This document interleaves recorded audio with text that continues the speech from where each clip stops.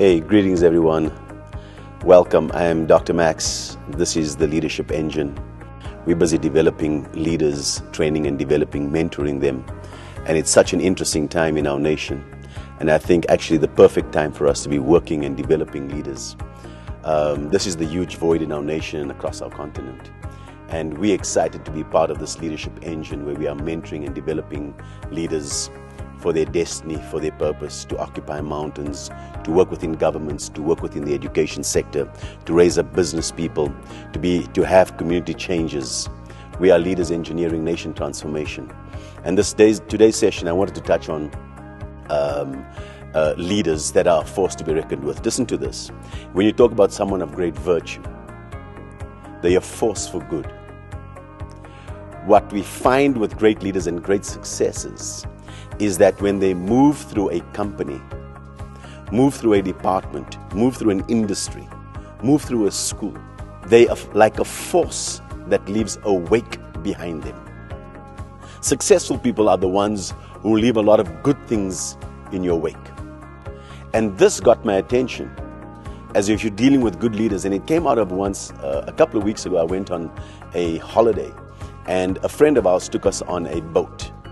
And in the Knysna Heads and going through the area where it's a built-up area where the houses are and the restaurants are, there's a sign that I saw that got my interest. You don't see it when you're on a plane, you don't see it when you're on a train, you don't see it when you're in a car. You only see it when you're on a boat, on the waters, in a built-up area. And in this sign, it said, "No wake zone."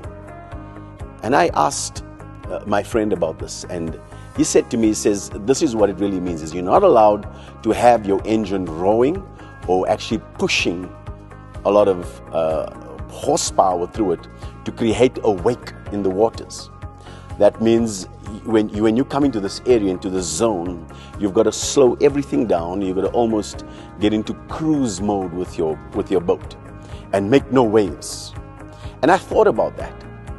And I thought that in some departments we need to, speak to certain leaders, and in certain places where they have a no-wake zone. That means no one's awake in that zone. There's no results. This is the very antithesis of what leadership really, really is. And true leadership is about understanding these two piles that you need to leave in your wake as a leader. The first pile is relationships, and the second pile is results. That's what makes up great leaders. When they walk into a department, when they walk into the government departments, when they walk into business, when they walk into a company that they're working for, the two things that you will note with great leaders of great virtue is the impact they make in people's lives and the kind of results that they leave behind. And that's the power of understanding the R&R. You need to develop and think in your mind as a great leader, what are the things that I need to develop in my life? Because how are you ever going to come and create results by yourself? True results happens when everybody else wins.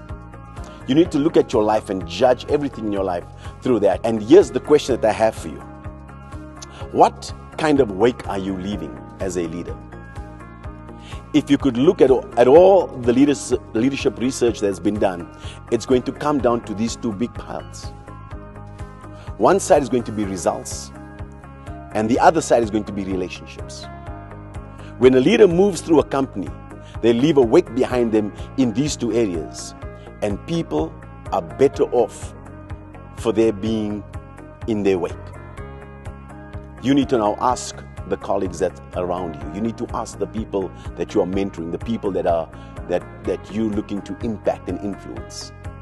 Are they better off because of you as a leader? Then you need to look at the results of your life and ask, are we producing the results, and are we getting the results that we need, that you've been asked to do as a leader?